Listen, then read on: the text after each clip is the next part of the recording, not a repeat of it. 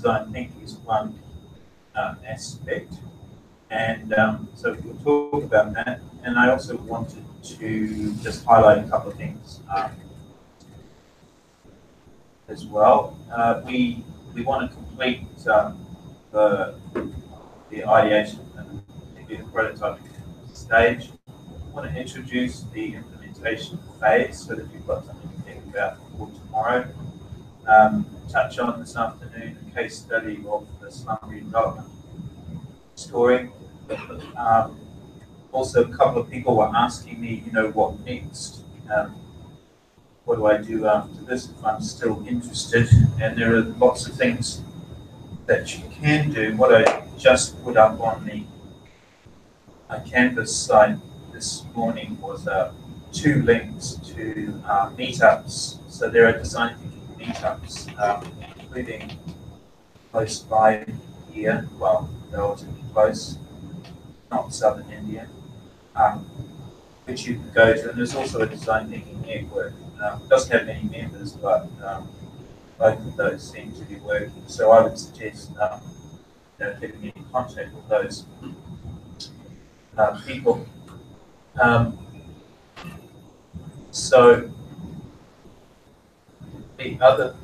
So we talk a little bit. We've been talking during the week about critiquing design thinking. We talk about its limitations and what it can and can't do, or what people say it can and can't do. So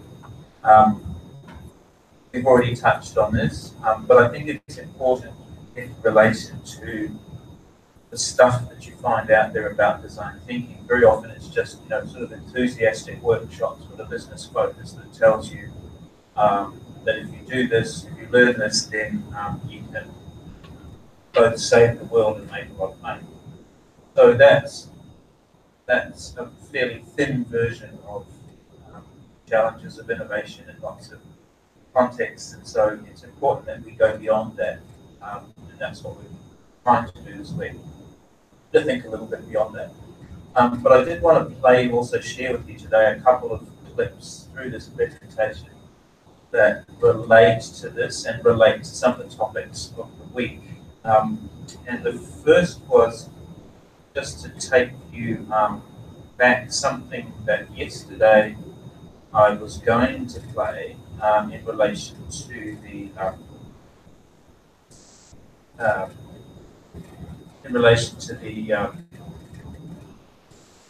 the problem, the wicked problem formulation. And I mentioned this Cuneiform framework, right? There's a way of categorizing the type of problem that you're facing. And this short clip talks about those differences, and it's worth listening in to think about it. Now, the term wicked problem is not used here. In the Cuneiform framework, you have simple, you have complicated, you have complex, and you have chaotic problems. Right? So they don't actually talk about wicked, although the closest to wicked is somewhere between complex and chaotic. And we said already that, thinking about yesterday, that the place where design thinking has a particular role in innovation is particularly with complicated, complex type of problems. Chaotic ones are rather difficult. So a chaotic problem is what you face when you have flooding suddenly and disaster. And so it's not about being, well, it is about being strategic, but it's not an opportunity immediately for enterprise. You've got to cope with the disaster. So so that's sort of that. But have a quick listen to this. This also comes from University of Cape Town program.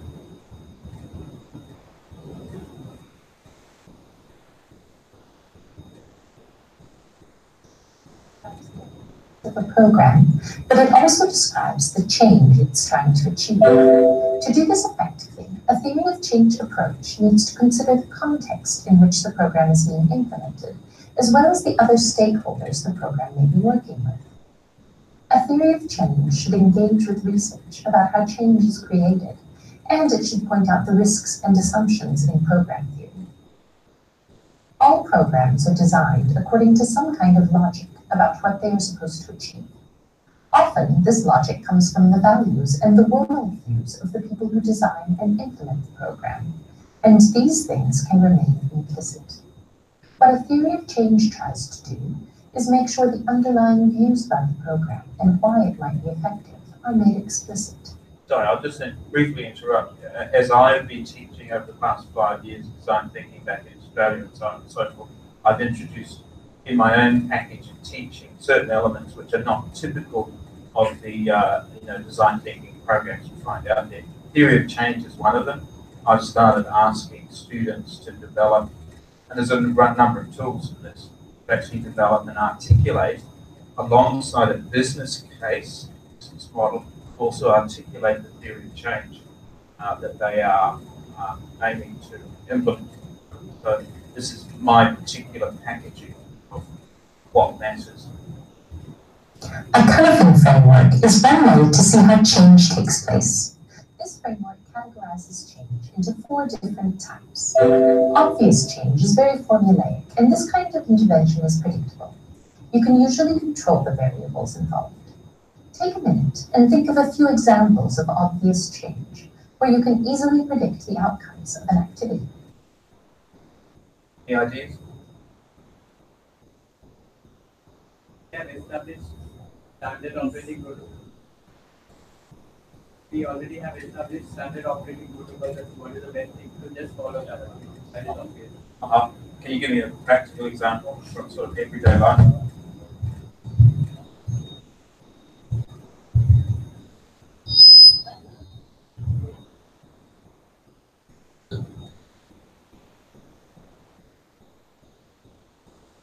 What is the steps in creating something? So you know you have to first take this particular item. You have to take this much quantity. You have to mix it this way, and you do the procedure. There's an established procedure and a routine, yeah, and certain resources, and then you'll get the result. Like, yeah, right, yeah. Examples I can think of are baking a cake or driving a car. While it may take some time to learn to bake or drive, once you understand the steps involved, you have a lot of control of the process.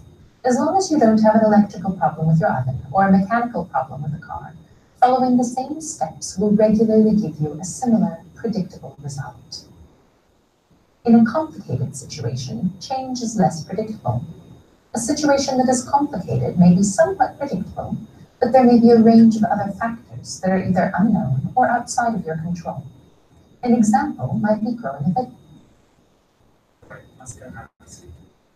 So, from your point of view, what would be a complicated problem?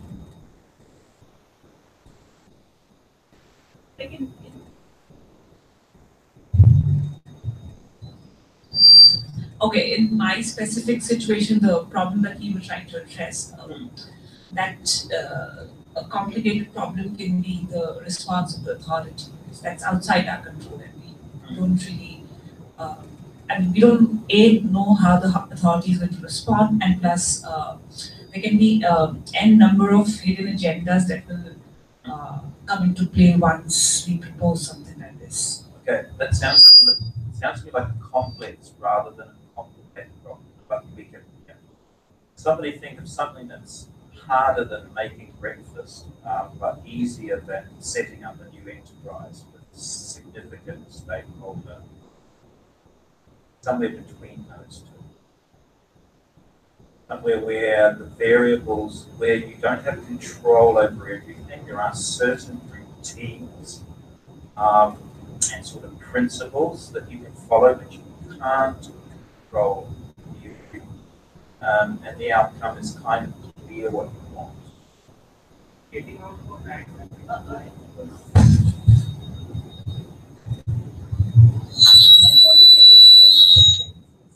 a bad habit and quit smoking. All right. Yeah. Okay. Yep.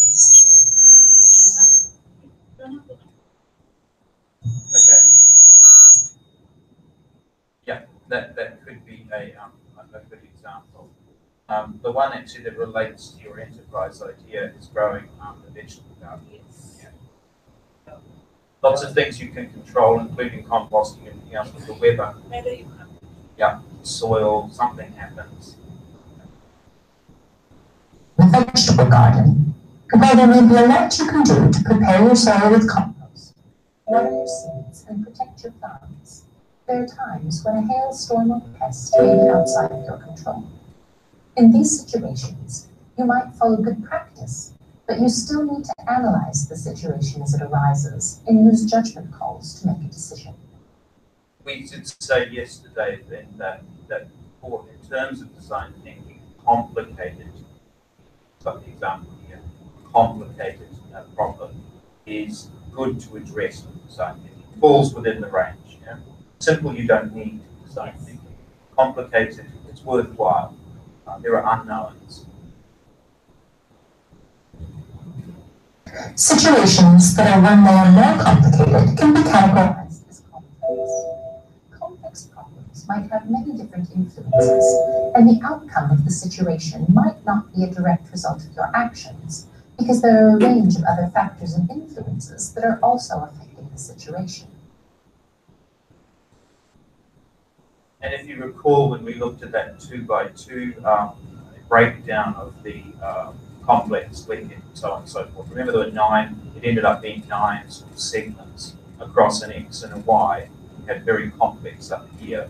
And that was to do with one end was to do with sort of predictability of outcome, like this across here was stakeholder interests and conflict. So where you have high multiple stakeholders, you know, and uncertainty about outcomes from them. So this is sort of getting towards that.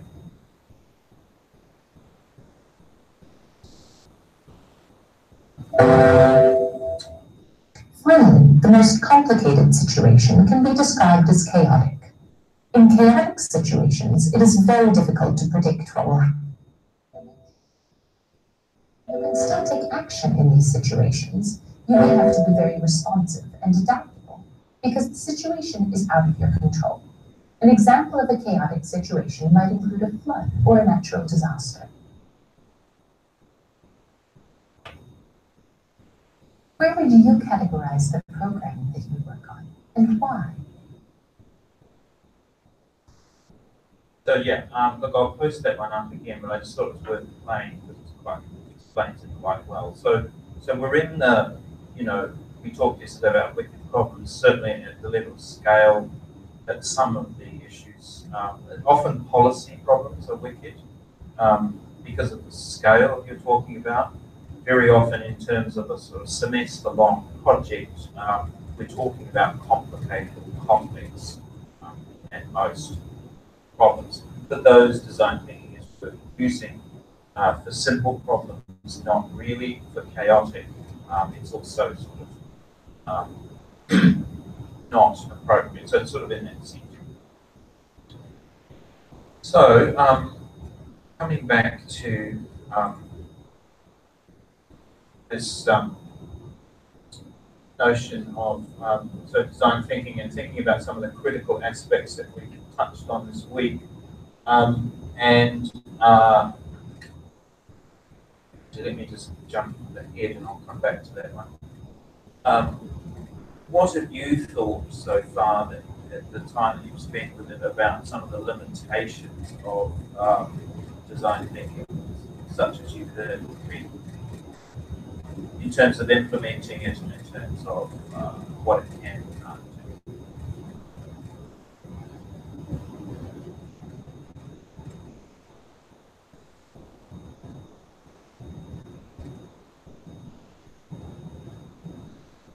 Okay. The time of ideating. Sorry? At the time of ideating, we felt that we need more data. We needed figures or statistics as well, not just collecting information based on the methods and inspirations based, but also we need certain statistics to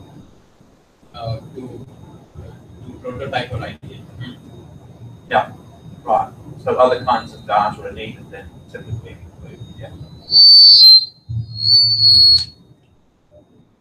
Anything else? That's dangerous, that might be. Okay. Yeah. Look, there are a range of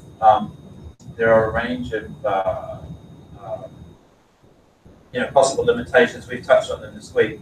One of them was, we started off with that article from the Economic Times that said to us that unless this is embedded in an understanding of the broader context, then you can't just bring this model across from another context into this context. That's not going to work.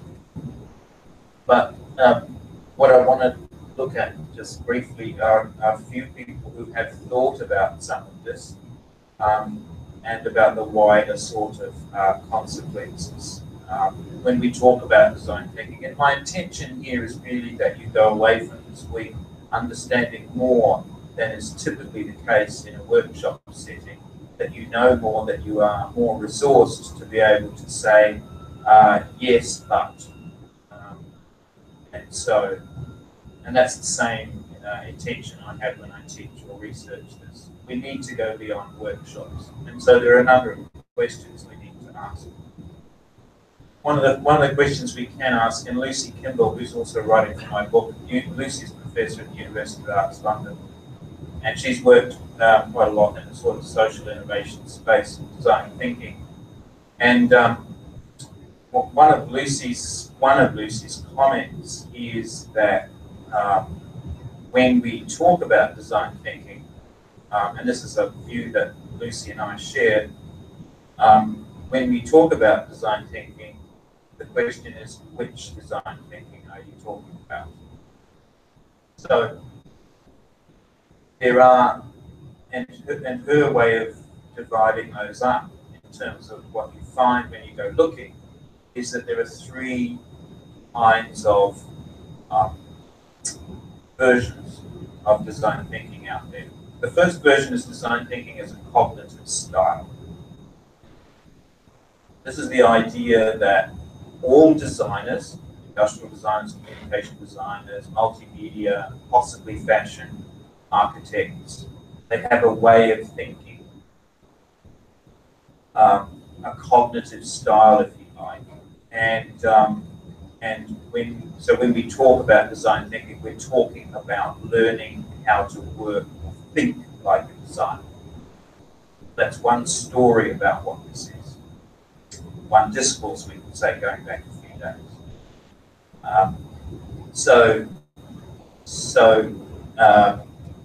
This is about focused on individual designers. It's about sort of problem solving in terms of finding design solutions.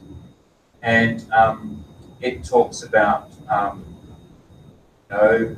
design thinking as a type of intelligence. It talks about inductive thinking, which we talked about as a property of designers.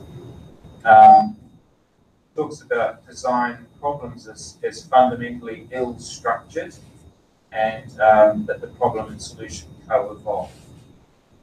So that's interesting. By the way, the term ill-structured comes from Boston Brittle. Brittle and Weber, at least. So design problems are ill-structured. Ill-structured simply means, as we've been looking at this week, often not narrowly formulated and requiring interpretation and work to define more adequately. So ill-structured in that sense. And so where you find that, where you can find examples of that, is in traditional design disciplines. That means hang around architects and designers and so on, and you will see this happening. You will see the way that they think operating in practice. I've been hanging around designers for a long time, or relatively a long time, 10 years or so. And I have my doubts about whether architects and fashion designers actually think the same way. So I think this idea of design thinking as a cognitive style there are some major questions to be be asked. And Lucy and I asked these questions. No, but there's a fundamental difference in what a fashion designer is trying to address and what, say, a design thinker in the context of what we have studied is trying to address. So I think these are two very, very fundamentally different categories of problems that we are trying. So I don't think that there can be any overlap between design thinking in our discourse and a designer's way of thinking. So it's not so much that comparison that people are making. What they're assuming is that there is this cognitive style which all professional designers share. So a fashion designer and an industrial designer and an architect, they say, have a similar way of thinking and working. And that is the cognitive style that we try to learn in design thinking. That's the assumption. I have my doubts that all of those professions actually, as much as anything, because they're making different things. And I think, if you're coming from engineering, the claim would be that a civil engineer, an electrical engineer, a mechanical engineer, and even, let's say, a product design engineer, all have some similar cognitive style, or even an environmental engineer. Now, so you can think for yourself whether you think that that's likely. And even if there is something shared amongst those disciplines, how useful is that? How vague is that sharing? Question. Might be a few things that we sort of share in terms of the science basis and the fact that schematics and perhaps modeling and experimenting are important. Perhaps they are, but those shared properties are relatively vague. So that's the first. So design thinking is a cognitive style, but it's out there. When you read stuff, that's what you're reading. That's what people are telling you. Some people are saying there's this cognitive style. The second one is design thinking as a general theory of design, and in saying that, people like Dick Buchanan is basing some of his ideas on what I mentioned to you the other day, Herbert Simon's Sciences of the Artificial. So this is the idea that design designers address wicked problems, and that it's a sort of meta-discipline, a bit like arts or humanities, and science is a meta-discipline, or just a discipline, and therefore has a particular way of viewing the world that tends to be pragmatic. By pragmatic, I mean philosophically pragmatic, and is not specifically about some cognitive style. So it's a kind of a bigger claim. Design is a way of thinking. And this is quite close to some of what we talk about what people talk about in design. A third version, actually, I think there are more versions than this, but the three that Lucy put up are sort of reasonable introduction. The third version is design thinking as an organizational resource. She talks about organizational resource. This is where design thinking comes into the company or the firm or the organization and helps it to do better. So this is where business strategy or innovation and all of those sorts of things can get done through design thinking. That is the California model. That is the Stanford IDEO model, or at least it was to a large extent. The fact that design thinking has moved into the social space, the social innovation space, has meant that it's less, in some places, less of a focus just on organizational resource and more as a method for social innovation and therefore social impact. So that has changed the discourse a little bit. I would say there's another narrative out there, quite a strong one that's developing and building. It's the one that I'm quite interested in as well. So in terms of a critique, if you like, or understanding this, we do need to ask ourselves, when somebody says design thinking, which design thinking?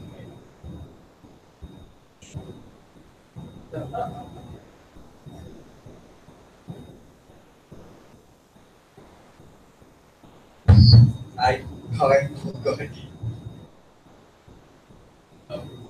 I had two questions. One is the four orders of design that you mentioned in that particular slide.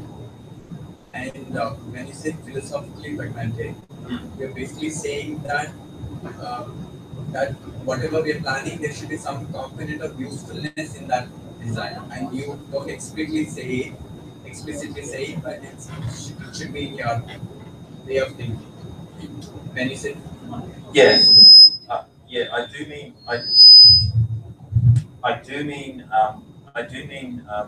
that there is some instrumental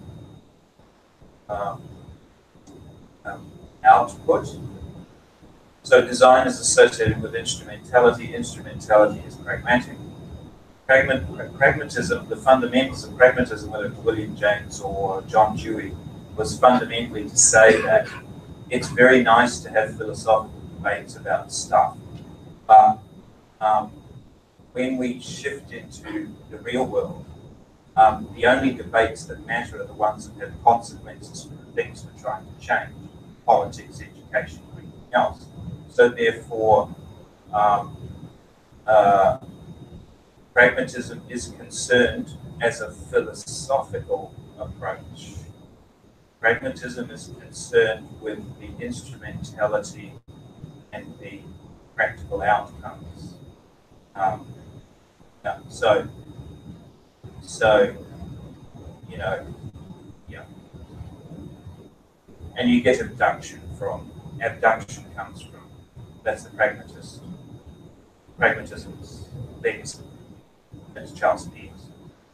So, yeah, so I've written a couple of things, and there's a few friends of mine who also write about this, who say that design, not necessarily design thinking, design is fundamentally pragmatic. As a sort of metaphysical. It's concerned with applied outcomes that change situations, and therefore, pragmatic. So coming back to this, so some of the issues with design thinking, we have this question of an ambiguous terminology. I've already said to you, said early on, we have this term design thinking, but we've also got human-centered design. So some people say, well, what is it? What is the actual term here? And the other issue is to do with, which a number of people have talked about, the history of prior thinkers and practitioners. The Californian model of IDEO and Stanford is very recent, and other people were thinking about these issues before that. So, this is another sort of criticism. We've talked about how many phases. We use the 3 spaces model of IDEO, inspiration, ideation, implementation. Stanford has 5. The Virginia Tech has 4. So how many phases? So these are all open questions about. And then there's this idea we just discussed. Is design thinking more a paradigm or a philosophy, or is it just techniques? So the quote on the right-hand side there, which comes from an HBR article in 2009 about why design thinking won't save you, talks about many of those things, and more specifically says that many of the tools that design thinking uses are borrowed from anthropology and sociology. So let's be honest. So all of this is kind of all of this thinking and critique and review helps to move on a little from just enthusiasm. Another recent article in 2018, again from HBR, talks about design thinking is fundamentally conservative and preserves the status quo. And you've got left and right sort of some quotes there which you can read yourself. And I think, again, this criticism comes from looking at the way that business has implemented this in lots of ways and doesn't ask questions very much at all about what it's doing or for whom it's doing it. Innovation in business, as we talked the other day about the fact that sustainability may or may not be a part of design thinking. In standard business innovation, it's not. They're not concerned with sustainability per se, they want innovation for some product. So again, conservative, yes, but I would say that's related very much to the MBA version of design thinking.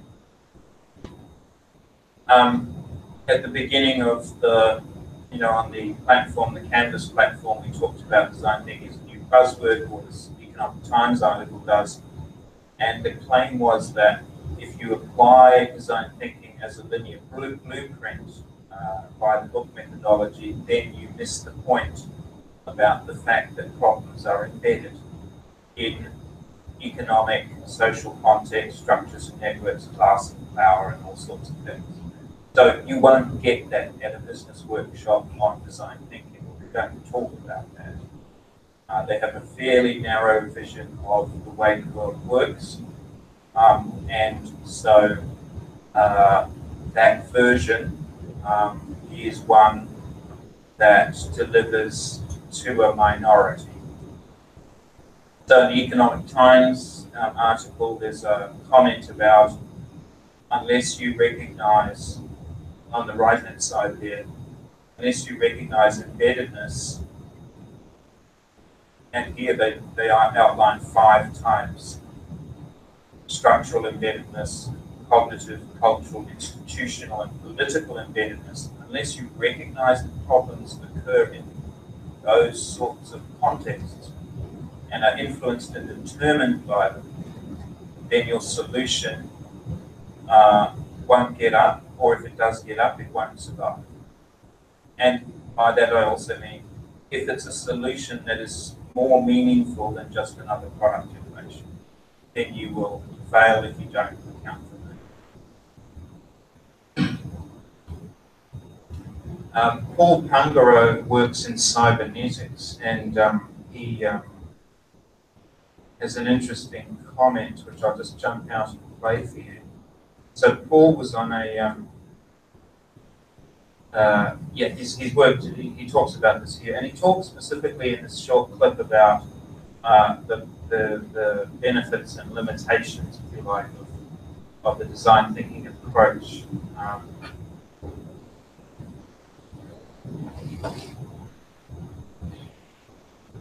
Design thinking was a term that arose in what others think of as design, which is usually just the surface, to the thinking is something you do first, and then you make, at least in the traditional view. I think design thinking arose in order to communicate something new about design, that is not just surface, but it's about a process that informs all of the actions of creating something. And of course, those actions start with thinking about what needs to be created. So I understand very well why the term design thinking arose, but I have problems with the term design thinking. First of all, if you're only thinking, then you're not doing, and you have to do in order to know, and you have to know in order to think better. So that's really a loop, and design thinking tends to isolate it as if it can be isolated. That's impossible. You cannot isolate thinking from doing. It's a myth. So that's one issue with design thinking. But also the processes of design thinking, I find, are a kind of grab bag, sort of odds and ends, certainly an improvement over analytical thinking, which is what came before, particularly when you apply design to business. There's analytical thinking, and there's numbers, and there's quantification. All good, all fine in a business setting. But design thinking named the transition where we want now to bring the creative side in, and the human-centered rather than the business-centered, or the number-centered, or the analytically centered side. So design thinking as a transition, I think, is a great thing, and it's been useful, but it's only a waypoint. If we stop at design thinking, I think we won't solve the problems that those in design thinking say they want to solve, because it's not a discipline, because it's not a methodology. It's a couple of ways of behaving, but those ways of behaving are vague. They're not really convergent. I don't know what I'm measuring when I'm iterating. It's all a bit too vague for me. And I think if we invest too much in design thinking, then it will crash, as some think it's beginning to. But also, we won't know where to go from it. I think it's time now to pick it up and to say, what is it about design thinking that was better? And then how do we move to the next phase, make it more quantitative, make it more reliable, and make it more robust as an entire process rather than just a couple of different things that happen to be pulled together. I don't want to lose the creativity, and I don't want to lose the ability to innovate, but I claim that pure design thinking does not of itself lead to innovation.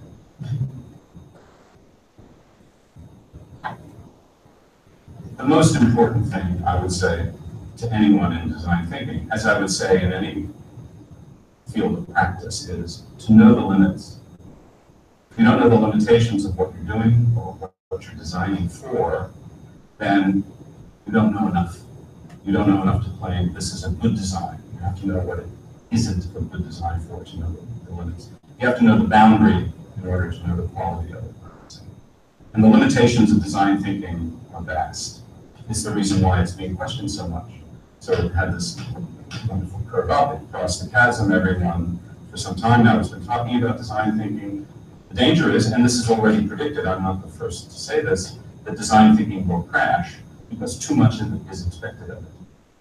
So what I would like to do is move ahead and say, what are its limitations? What are the boundaries of it? What can't it do? And what can we do differently to then transition to a new thing? So one of the, I share many things, many of the ideas that Paul does. And what Paul is critiquing there is, in fact, the thin business version, the workshop version that's out there. And coming from the US, that's even more, evident everywhere else. So what he's saying is, what else do we need? Now, in terms of what I do and what a few of the rest of us do, the fact that we've started talking about theory of change and talking about, this social business models and so on and so forth is our way of making the conversation deeper and not just talking about design thinking, but say as a technique. We're talking about the other elements you need to articulate in that sort of embedded context of change. So we talk about social innovation, we talk about theories of change, we talk about those sorts of things. You don't get that in the standard business workshop. So that's our way of moving the conversation. And we hope actually that at some point in the near future, in fact, we won't need to talk any more about design thinking. It's creative ways of working as part of bigger solutions. So I thought it's important to sort of talk about that briefly.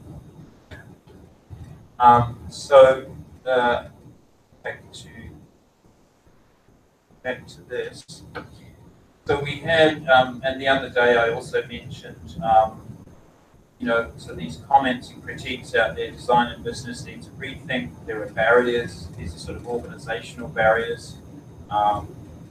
This fear of failure, was focused just on monetary results, specialisation and siloing, and the fact that we need enablers to make stuff happen. So those people who've come and talked to me, or even people who talk to me in Australia, whether they're industry or community, and they say, how can we make this happen?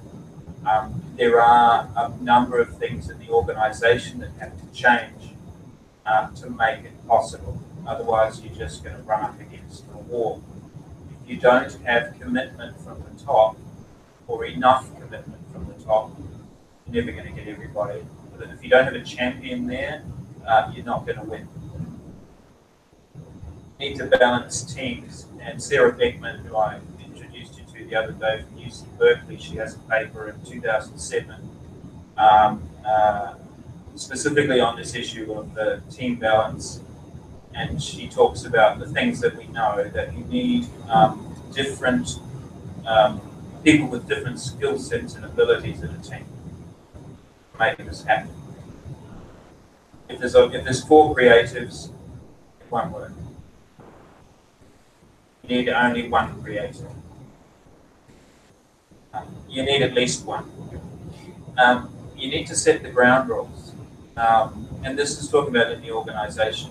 You need to establish that certain things must be in place for this to work. You need to integrate design thinking into the product development process right from the beginning, not the end. And then you need to redefine the metrics by which you measure things in the organisation. So that means other things matter in terms of having an organisation that is a design thinking organisation. Other things matter than just profit or some other things. So there'll be other qualities you have to acknowledge as an organisation that other things matter for this to work. So that's kind of what that's about. I think that is, oh yes, okay. What I wanted to, not end, but what I wanted to sort of close this part out before coming back briefly to the prototyping was just also one more clip, which I think you'll find interesting, from the 2 guys from, I think it's Tinker Labs, talking about how they got involved with this and what sort of set them off. And we can sort of wrap up this lecture part with that. I think you'll find it interesting what they talk about, what their motivation was, and how that happened. Let me see if I can. Yeah.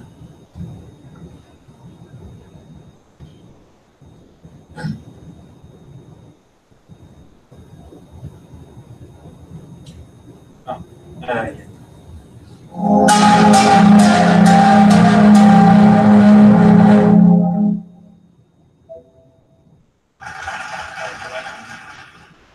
So the 2 of us have a few more stories to tell you.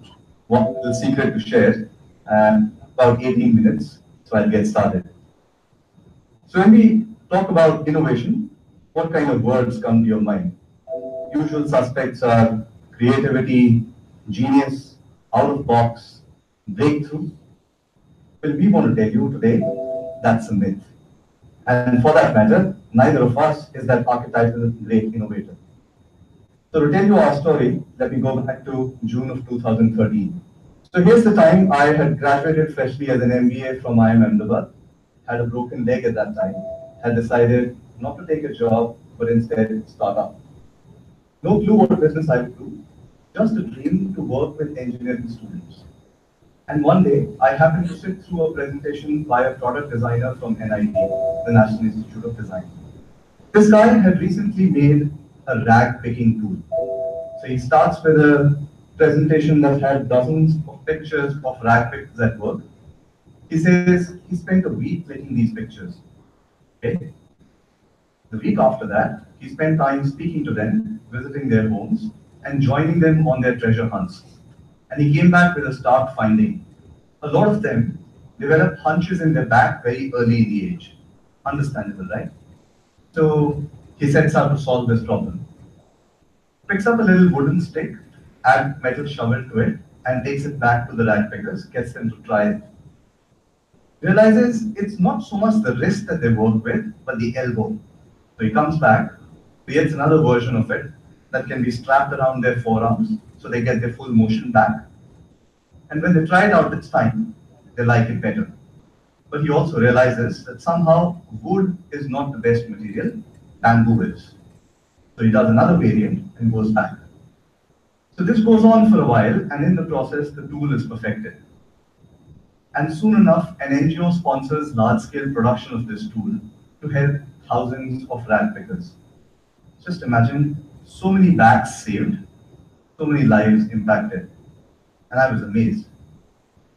And while I was walking back to my room, or rather hobbling back, I had a broken leg then, I realized this presentation was not about just a rag picking tool. It could be any product or machine, it could be a software, a game. The funda is actually very simple. Walk that elusive user's shoe for a mile, give yourself a chance to feel the pain, explore options, realize what's gone wrong, tweak, repeat. And while it's not guaranteed, it's likely that you create something fresh and meaningful. I thought, why was I not taught to work like this in my engineering degree? How did I graduate from there like this? And in that moment, I knew that's what I wanted to do. Go back to engineering students and take this basic approach of designing solutions to them.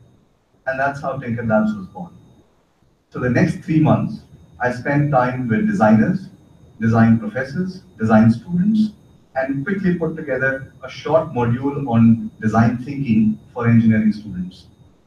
We did our first 2-day workshop for the students of IIT Bombay, and they were given us to build some technology for security guards.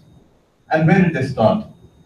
Sit at the center, sit at the entrance gate, in the parking lot, outside the laboratories, just observe and learn how security guards work. And based on their insights, these guys come back in a 2-day time. They created a mobile app to help the guards do their jobs better. It worked, and that excited me. I felt design thinking is working. But then I got skeptical. I thought, this is IIT Bombay. So what's the big deal? So I thought, let's do some extreme testing, like we were taught to do as engineers. So I found a young fledgling 2-year-old engineering college somewhere in the outskirts of Ahmedabad and set up a workshop there. These were students who would have probably never seen more than 60% on their grade sheets, and their faculty maybe even less. And they were given the challenge to design a technology for women's safety. We took them through the process, got them to speak to women who had seen these experiences, meet the NGO workers, the police officers, and soon enough, they built a solution. That's when I really got amazed. Snapped from it, another institute in my hometown, Jammu, the same experience. And I realized creative potential has not been gifted to a select few. It just needs to be honed. And design thinking has that potential to allow any student lock into that potential and innovate. So while Kunal was getting excited, yeah, there's more I could just play that as we've got time. So I thought that's quite interesting. How they describe that process of getting involved and then creating that subversion. It's rather interesting. One of my takeaways from that is you pick the point in the system where you want to make the change. So with the rag pickers, for example, we're talking here about product innovation. We're not talking about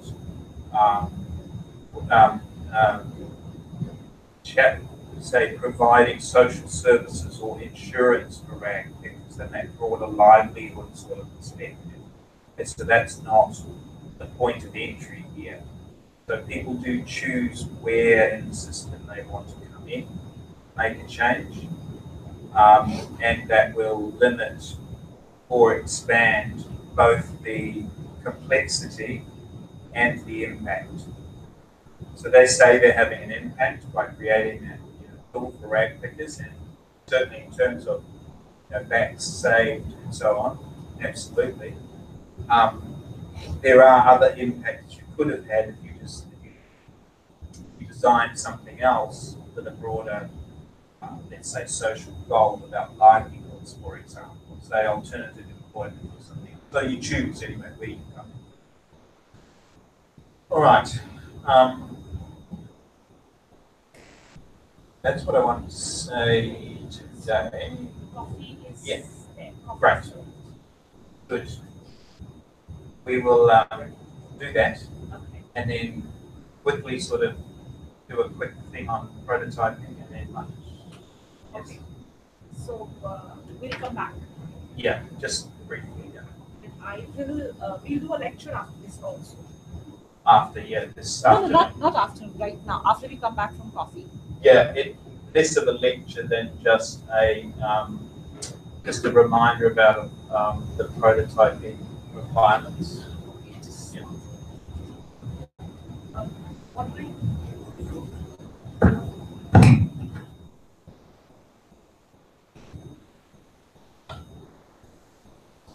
Yeah, so it's not it's less of a more of a sort of a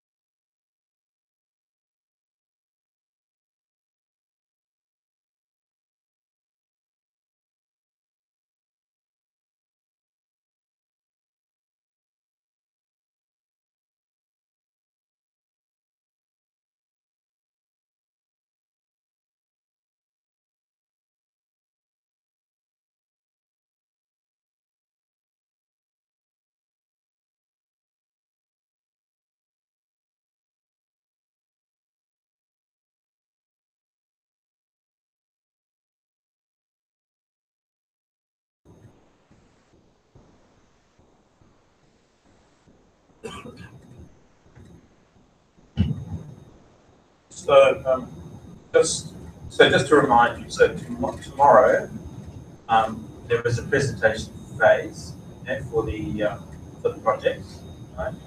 And that will be evaluated, broadly speaking, as I said before, form, content, and sort of depth. What you've got to do is just have 20 slides prepared. You pretty much have to do that tonight, possibly in the morning, if you're like me, where you talk about the 3 stages. You talk about the problem you faced, how you defined it, the ideation phase, what ideas and how you visualize that, and then implementation, which really is mostly tomorrow. So you try and prepare that, and we'll do that tomorrow. Now, some of you, and whatever happens, I'll apply the same criteria to the evaluation, and we'll have questions. So do that. Was there something else, Abish? The pre-movement. Sorry? Begin a little bit early tomorrow. Yeah. Okay. So that we are able to wrap up by 11:45. Yeah. Which means when we say earlier, like. I think the schedule says we are meeting at 10. So instead, if we could meet at 9:45, and in the schedule there's like the first half is given lecturing. Then your presentations for an hour, and we have a 30 minutes gap in between. So if we could also compress the gap, 15 minutes, in which way you're saving about 30 minutes, because we have to break it around 11:45-ish. You say 9:30, at least by 9:30. Yeah, that's right. Say 9:30. Yeah. So I would insist that you have to be punctual. Yeah. And also the grade thing, like if you just mention it to me, it will be easier for me to prepare the grade cards and all. You are anyway presenting. Yeah. Yeah. So people who would want to be graded and Everyone is required. right. Yeah. There are a couple of dropouts. Okay. It seems. I Okay. already mentioned it in the I won't be there. Okay. Okay. But the rest of you are anyway presenting. Graded upon your presentation, just mention it to me now, so that like I'm logistically can take care of the preparations and grade cards. Okay. Yeah. And we can be a little flexible about the format of the presentation as well.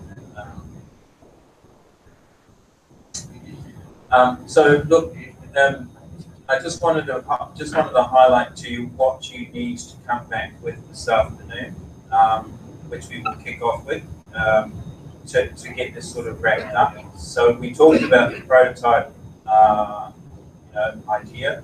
And what you need to do is have 2 things. So you're going to explain to the other people in the room